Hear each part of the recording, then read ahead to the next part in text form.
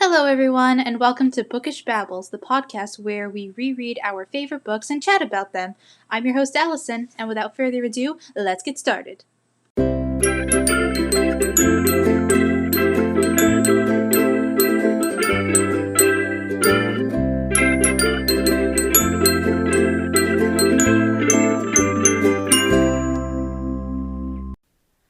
Hello, everyone. Welcome to episode 7 of Bookish Babbles. Today we're talking about chapters 21 to 23 of The Ballad of Songbirds and Snakes by Suzanne Collins, and we're officially starting part 3, which is called The Peacekeeper. And, I can't believe we're on episode 7. It's also really exciting because, so when I was researching, how to start a podcast and brainstorming, watching, some how-to videos on YouTube. One tip that I kept seeing or I get hearing is that basically you have to, keep at it, keep putting out episodes, like the most kind of basic tip, but probably the most useful one. You just got to keep your momentum going. But I also kept hearing this thing that getting the first 7 episodes out is key, because I guess most podcasts that stop early don't get past episode 7, and I've hit the 7 episode milestone. Woo! I'm really proud of myself for doing it. I mean, not counting all the bonus episodes I do, like official episode 7. But yeah, I'm really proud of myself, and it's exciting, and thank you if you're still listening. Anyway, I should get into the episode now. So last week, a lot of stuff happened. Alyson mourned Jessup's death again. And yes, I just referred to myself in the third person. Sorry. Gall released her snakes into the arena. Coriolanus rigs the game to help Lucy Gray by putting a handkerchief with her scent into the tank so that it would protect her from the snakes. And she has a Disney princess moment singing to the snakes. The dreaded tax bill comes in. Lucy Gray wins the Hunger Games. Woo! And Coriolanus is forced to become a peacekeeper. Dun dun dun!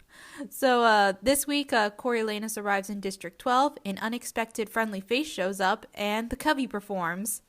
So I really love this part of the book. I mentioned it last time, but of the 3 parts, part 3 is my favorite. I just love being in District 12. It feels very comforting to be back in 12, kind of like going home.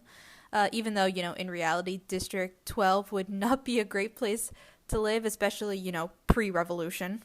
But it doesn't matter. I love reading about it. I love getting to know more of the history of 12. Personally, I would just love any book about the lore of Panem and getting to know the history and culture of different districts. By the way, quick side note, I don't think we ever get a significant character from District 9. Someone can correct me if I'm wrong, but I can't recall anyone from District 9 doing anything significant in the whole series. Both the tributes from 9 die before the 10th Hunger Games even start. And I think in both the 74th and 5th games, both the tributes in 9 die in the bloodbath. So, shout out to District 9, the most underrated district. Anyway, we should get into the episode, so let's talk about chapter 21.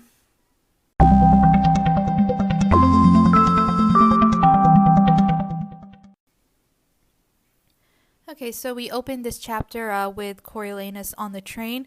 Speaking of District 9, that's where he currently is. Some of his fellow recruits just got off there, so he's happy to have some alone time finally, because he's been on the train car for 24 hours and just hasn't had a moment to himself. He also hopes that if he falls asleep and wakes up, the nightmare situation he's currently in will be over, and he calls District 9 an ugly place, so rude. So then we learn that Coriolanus is on his way to District 12 and that he requested to go there himself. Can't imagine why. Also, when he made the request at the recruitment center, the peacekeeper didn't seem to know who Coriolanus was, making him realize that not everyone had been following the Hunger Games. Though since he currently wants to go as unnoticed as possible because he's really embarrassed to have to enlist, he's fine with that. So then we're told the details of the conversation that happened between Coriolanus and Highbottom that led to him having to sign up to be a peacekeeper.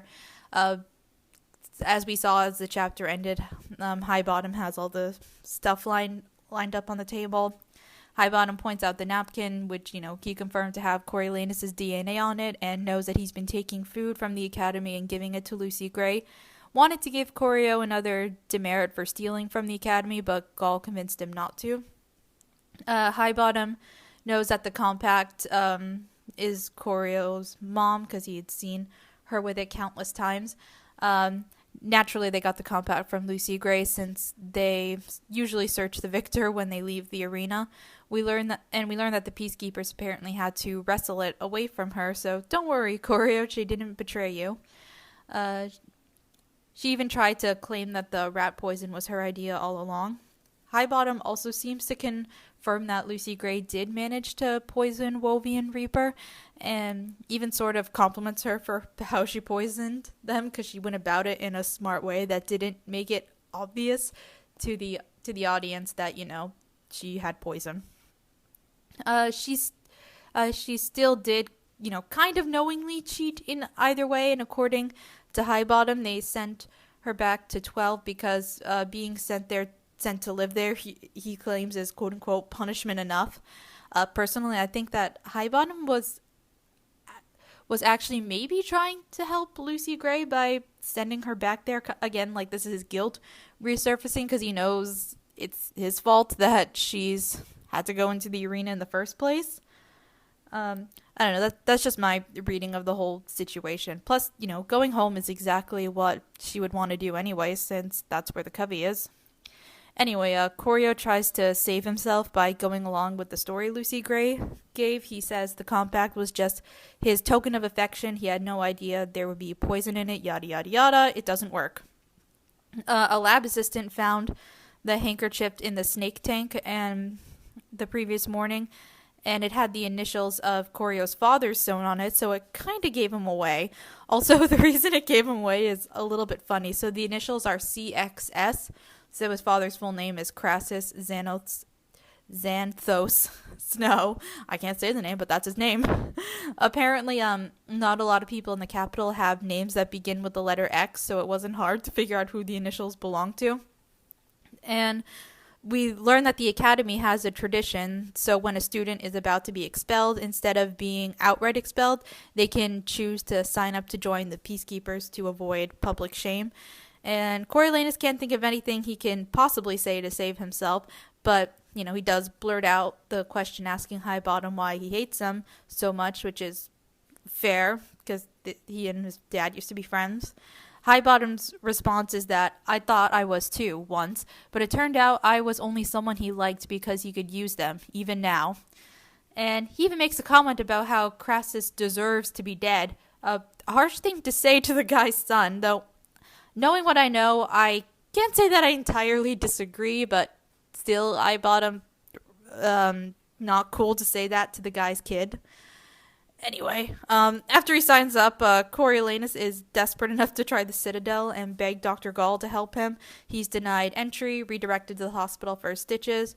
One guard, though, does take pity on him and promises to give Gall his last paper. Leaves a note in the margin saying thank you, because, he realizes trying to write a note begging her to help would be pointless and a little bit pathetic. Neighbors and friends congratulate him as he walks home. Tigress and the grandmam surprise him with a cake when he comes home, and he breaks down and tells them everything that happens. He leaves the next morning. And, clothes and most things are going to be provided for him. All he can do is take a box with personal items. So the things he chooses to take are photos of his family and friends, his father's old brass compass, his mother's rose-scented powder wrapped in an orange scarf, 3 handkerchiefs, stationery with the Snow family seal, his academy ID, ticket stubs from a circus, and a chip of marble from the rubble of the bombing. And he even comments that he feels like Mrs. Plinth, like with her shrine of District 2 in the kitchen. And the cousins don't sleep that night. Instead, they stay up on the roof and watch the sunrise. And I believe that this is the last full conversation we see between the cousins. And it's a brief one, but I'll read it out loud real quick. It's on page 328. So it starts with Tigress saying, "You were set up to fail," said Tigress. "The Hunger Games are an unnatural, vicious punishment. How could a good person like you be expected to go along with them?" "You mustn't say that to anyone but me. It isn't safe," Coriolanus warns her. "I know," she said, "and that's wrong too." I love you, Tigress. So, I know I said before that this whole part 3, the Peacekeeper, is my favorite in the book, though the one drawback is less Tigress. Anyway, Tigress gives Corio a hat and a sunglasses to wear as a disguise. He apologizes for leaving her to deal with everything and promises to send money as soon as he can and to write. He goes to the recruitment center, passes his physicals, given new clothes and supplies, and signs a lot of paperwork. As he stands at the corner of the station, he watches the Capitol News, dreading what it'll say about him. But all that's playing is the usual stuff he'd see on a Saturday, like the weather, traffic, reroute for construction, recipe for summer veggie salad, yada, yada, yada. And it almost it's really jarring because it feels like the games never happened because no one's acknowledging it. And it feels like they're trying to erase him, which he can't have. Over time, his classmates and everyone will, slowly start to forget them. They would move on with their lives, and erasing the games also means erasing Lucy Gray, and Corio's really worried about her. Wonders if Highbottom was in fact telling the truth when he said Lucy Gray got sent home. Gaul could have taken her to the labs and covered it up very easily. He hopes that her charms could potentially save her again. After all, the audience did love her, and, they could potentially bring her back next year to sing. Anyway, there's this really cool paragraph at the top of page 331 I wanted to read out loud for you guys real quick. Every so often, the train would stop and vomit out more recruits, either at their designated district or for transfer to transports heading north or south or wherever they'd been assigned. Sometimes he stared out the windows at the dead cities they passed, now abandoned to the elements, and wondered what the world had been like when they'd all been in their glory, back when this had been North America, not Pan Am. It must have been fine, a land full of capitals, such a waste. I love moments like these in the books. We don't get a ton of them, but they always kind of stick with me when I read them because it connects the books back to us. The text basically tells us that we, modern day, present day, are the ancestors that messed up the worlds and what led Pan Am to rise. And I don't know if it's me, maybe it's just me, but it does make me think and reflect a bit back on the world. And I don't know, moments like these are just about entirely missing from the movies. I don't know, maybe the producers thought that making us question the state of the world and thinking about the future doesn't sell well to general audiences. They'd rather market, the games where people fight to the death. Anyway, yeah, just moments like these are part of why I think Hunger Games is one of the best series ever, and definitely the best YA dystopian series ever written. But anyway, moving on. Coriolanus arrives in District 12. He and the other new recruits go to base, and he and a guy named Junius are shown to their rooms, which has 4 sets of bunk beds and 8 lockers. Coriolanus takes top bunk because Junius has a fear of heights, and he reads the Peacekeeper manual to avoid having to reassure Junius. They then meet their bunkmates, Bug and Smiley. Smiley is currently very excited because it's Tuesday, and Tuesday means it's hash day. Junius gets the nickname Beanpole because of his frame, and Corio gets the nickname Gent because of his table manners. Fine by him because he doesn't want to draw attention to his real name. And what's funny is no one even makes mention of the Hunger Games.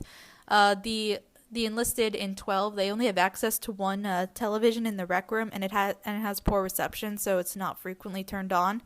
Now, this probably very likely gives Corio the idea in the future to make sure that everyone in Pan Am has access to a TV in the future with good reception, because you're on your own when it comes to feeding yourself, but gosh darn it, you will watch children kill each other. Anyway, Coriolanus starts to relax, realizes no one will probably recognize him since the only people who seem to actively follow the games were people at the academy and then those in the capital who didn't work full-time. He also learns that quite a few peacekeepers, including Smiley and Bug, were born in the districts. Smiley's originally from District 8, but, they never assign you to the district you're usually from. And we do learn in Mockingjay that a lot of peacekeepers do originally come from District 2, which, makes sense for them. And I wonder how many peacekeepers at that point come from other districts, because Katniss had no idea peacekeepers could come from districts. So, definitely probably not a thing in 12, but I would wonder about, the other career districts. Anyway, this is why I want a book about the lore of Panem. Anyway, Coriolanus is given kitchen duty. He mops the mess hall and hallways. And the next morning, he gets up and officially starts training, a lot of drills and other exercises. He wants to look for Lucy Gray, but he can't leave base until the following weekend since he's a new recruit, and he can't go around asking for her because it might give away who he really is. That Saturday night, Coriolanus has some time in the room by himself for once, and he has a letter from Tigress. Here's what we learn from the letter. She went to see Pluribus. He's heard a number of rumors, such as Corio falling Lucy Gray to 12 out of love. He got really drunk and signed up for the Peacekeepers on a dare. That one's my personal favorite. And that he got caught sending Lucy Gray gifts to the arena.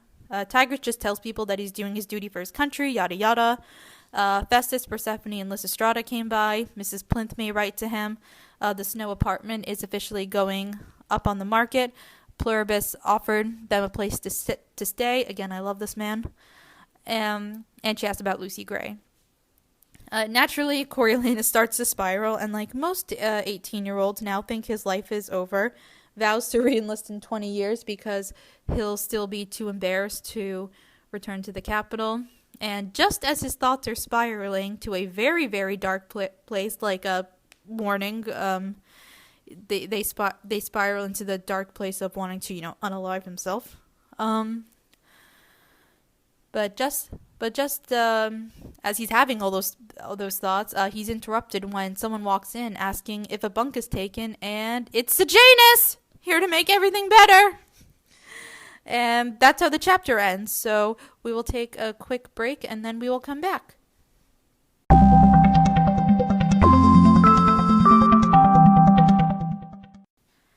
Alright, we're back. So, like I said, Sejanus is here to make everything better. At least for me, because I love him. So I'm always happy when he gets more page time. Helps make up for the lack of Tigress in this part of the book. So even Coriolanus is happy to see him, which really speaks to how dark his mindset was a moment ago, which is something I don't wish on anyone, even you, Corio.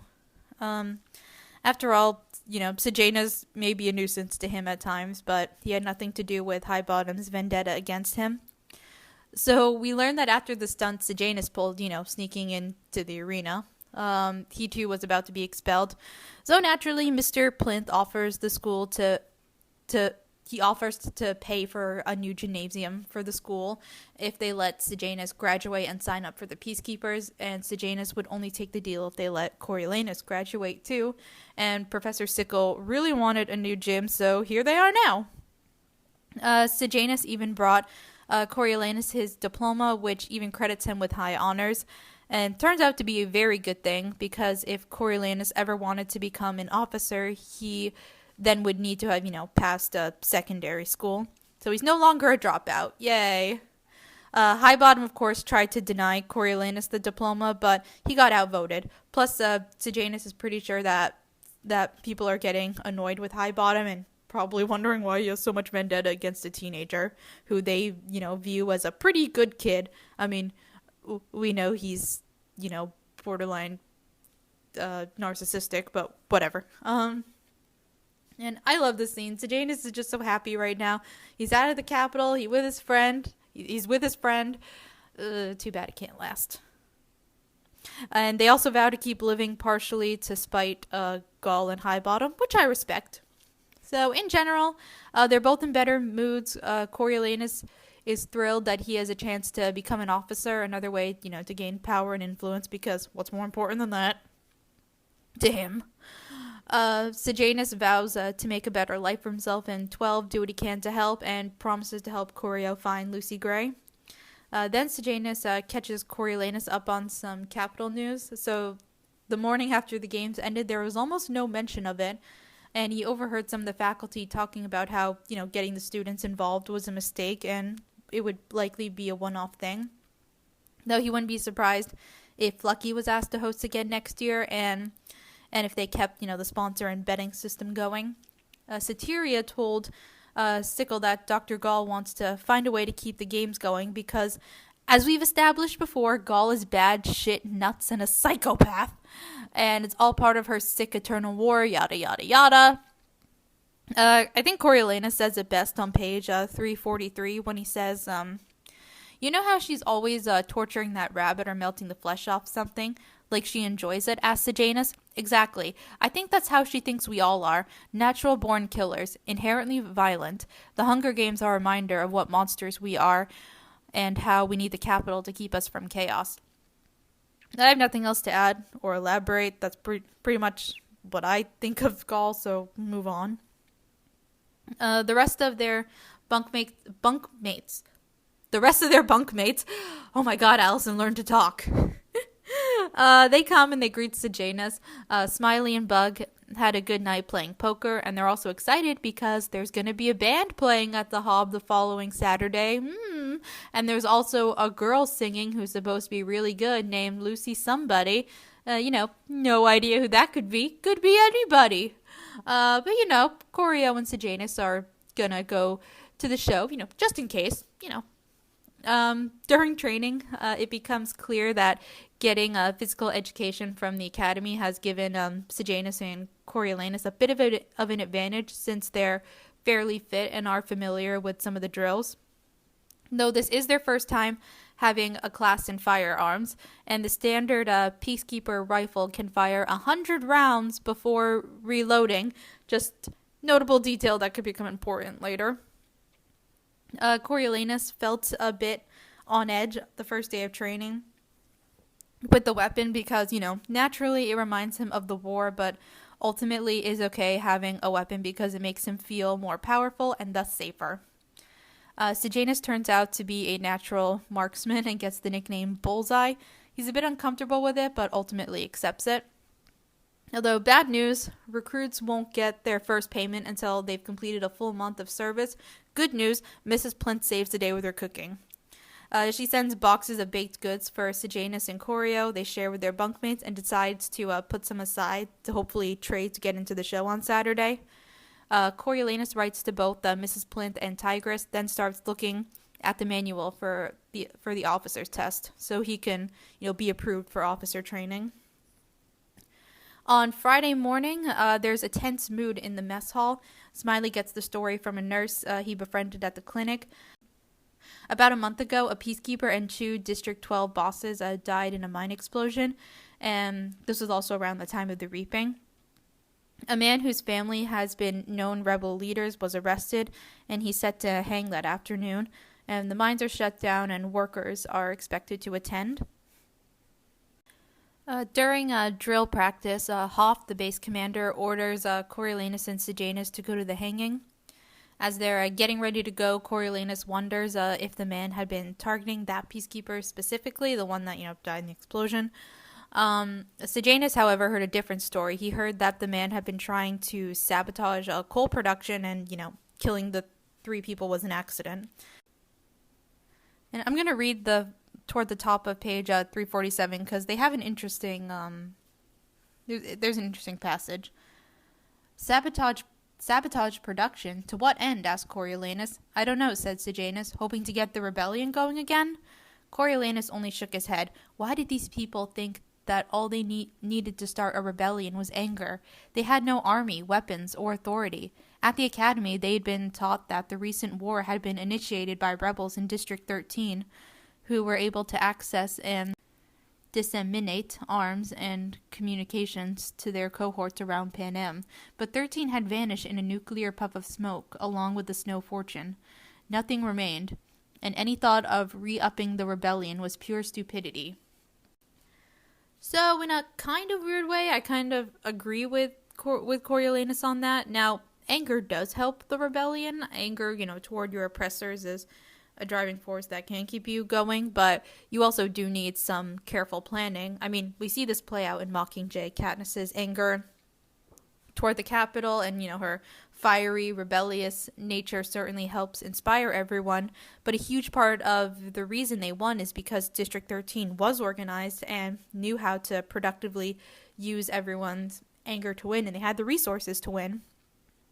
Also, another friendly reminder that all but a few capital elites know that District 13 wasn't entirely destroyed, just asked to move underground. So they all get in the trucks and they're driving to the execution. Coriolanus gets a good look at District 12 and the people, and the houses look worse the further out they go, and there are sagging power lines, and there are pumps instead of running water. So another passage, like toward the bottom of page 347, says, "It frightened Coriolanus, this level of want. He'd been broke most of his life, but the Snows had always worked hard to maintain decency. These people had given up, and some part of him blamed them for their plight. He shook his head. We pour so much money into the districts, he said. It must be true. People always complained about it in the capital. We pour money into their industries, not into the districts themselves, said Sejanus. The people are on their own." So, judgmental much, Corio? Also, you're basically blaming them for being born into a place where they are oppressed and not given really any opportunities to improve their lives. And again, this is probably like part of the capital's way to keep its people divided, convince the kids who grew up in the capital that the capital does help the districts, but, the people in the districts don't help themselves. So they deserve to be in this bad situation. Very messed up. They arrive at the edge of the forest, something Coriolanus has never seen before. Also notable, no electric fence, which that will be there years later. Standing at the edge of the woods is, of course, the hanging tree, and here's how it's described. A great tree stood at the edge of the wood, its branches stretching out like large knotty arms. Now, I could be very wrong. This is just kind of a working theory I have, but I wonder, is this possibly the tree from Catching Fire? The one Katniss climbs up and uses to get over the fence after it's turned on and she's trapped outside of it? I don't know. I'd have to think about it, and I'll try to keep this theory in mind when we get to that part in Catching Fire. But anyway, one of the female recruits tells Corio that the person being hanged is named Arlo, and he's the ringleader of some troublemakers who tried to shut down the mines, and that they're still trying to find some of the others. Coriolanus basically just has to stand at attention the whole time, and he's placed toward the back, though he hates that fact because he hates having his back to the forest. And I like this detail because, again, it just reminds us that Coriolanus hates things that, he doesn't understand and seem wild and look like something he can't control. And the mayor and his family arrive in their car. Arlo is brought to the gala but manages to hold his head high. And a peacekeeper reads out Arlo's crimes. They offer him a blindfold, which he rejects. And suddenly, someone from the crowd calls out to Arlo and starts running toward him. He yells and it's a woman named Lil. He yells at her to run and then dies because, they drop the trapdoor from under him, and he's, instantly snaps. And the chapter ends with his last words echoing in the air. So with that pleasant scene, it's time for another break.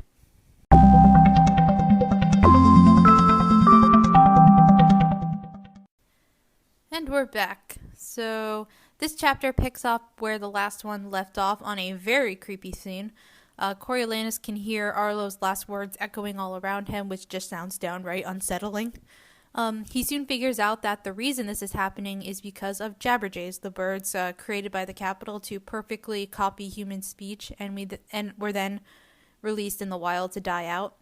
The peacekeepers, who have been doing this for a long time, are completely unfazed by the Jabberjays, so this is a normal occurrence during executions.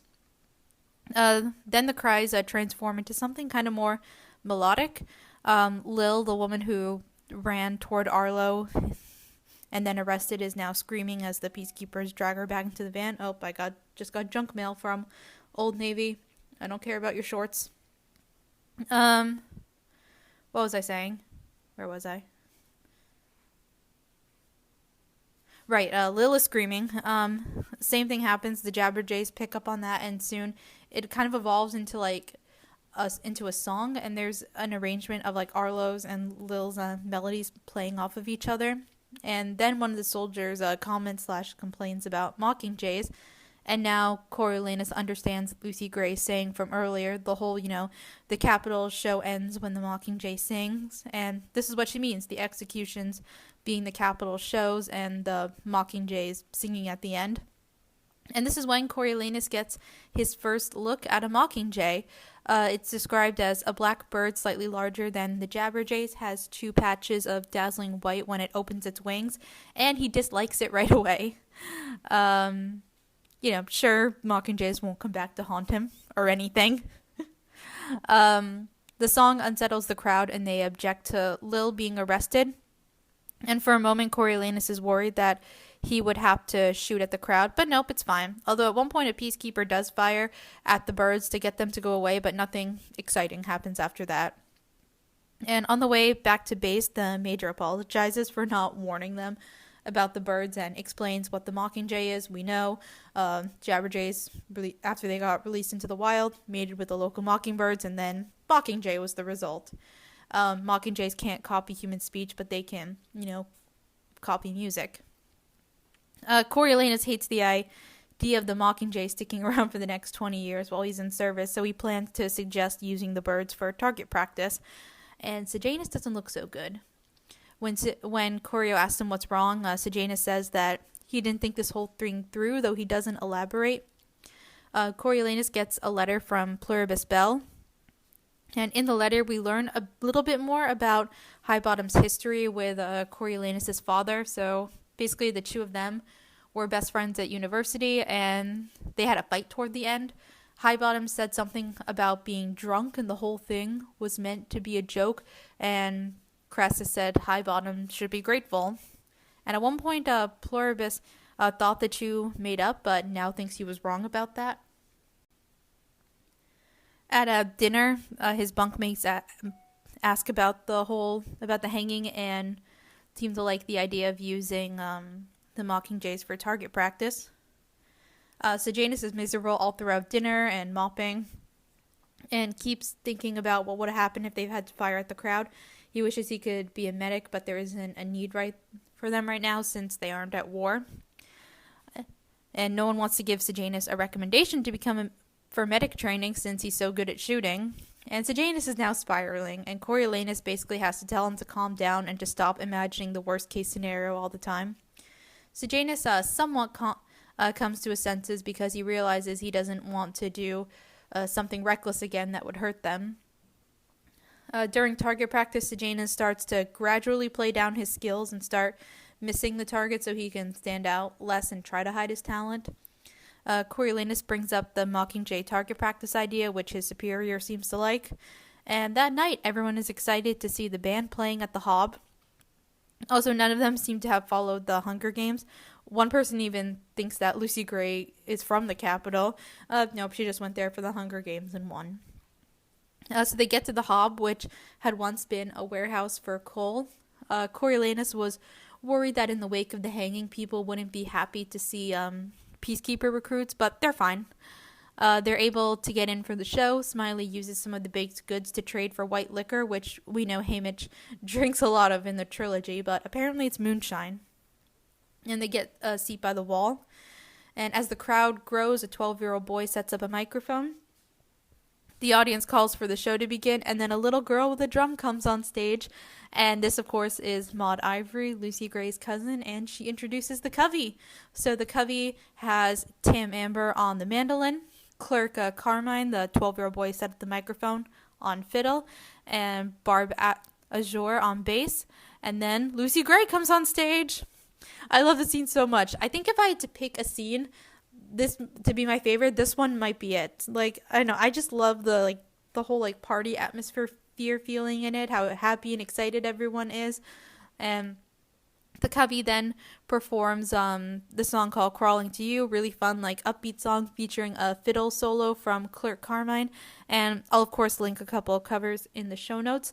And this is also a reminder to sign the Maya Win petition because Lionsgate made her take her covers down off of YouTube. And I'll link all the information in the show notes as well. Anyway, another reason I really love this scene is because Lucy Gray is just so undeniably happy in this moment. I mean, she's been through hell the last few weeks, and now she's back home. She's doing what she loves again, which is performing with the Covey, and I just want that to last forever. Coriolanus slightly ruins the mood with his insecurity. He says she's, quote, beautiful in a way anyone could see. So naturally, he immediately starts feeling jealous and possessive because he doesn't want anyone else to want her. Like, dude, what? Anyway, the Covey performs more songs. Maud Ivory does some solos. There are instrumental solos performed and duets. Lucy Gray sings the song from The Reaping again, which is appropriate considering the Capitol just tried to kill her in the arena. Anyway, Maud Ivory then goes around the room to collect donations. Coriolanus gives her the last of the popcorn balls. Maud Ivory goes back on stage and points Corio out to Lucy Gray, and she's elated. And she calls it the best night of her life. She then sings one more song, which is the Valley Song. And now I'm gonna read the last bit of the chapter because something important happens. The peacekeepers were bidding her good night, starting to back away.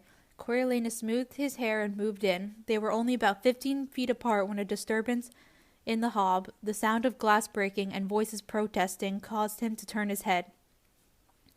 A dark-haired young man around his age, dressed in a sleeveless shirt and pants ripped off at the knees, pushed through the thinning crowd. His face gleamed with sweat and his movements suggested he'd exceeded his white liquor limit some time ago.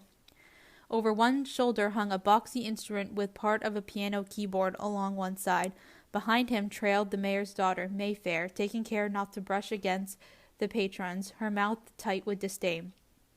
Coriolanus shifted his gaze to the stage, where a cold, fixed stare had replaced Lucy Gray's eager expression. The other members of the band drew in around her protectively, their showtime levity draining away into a mix of raw anger and sadness.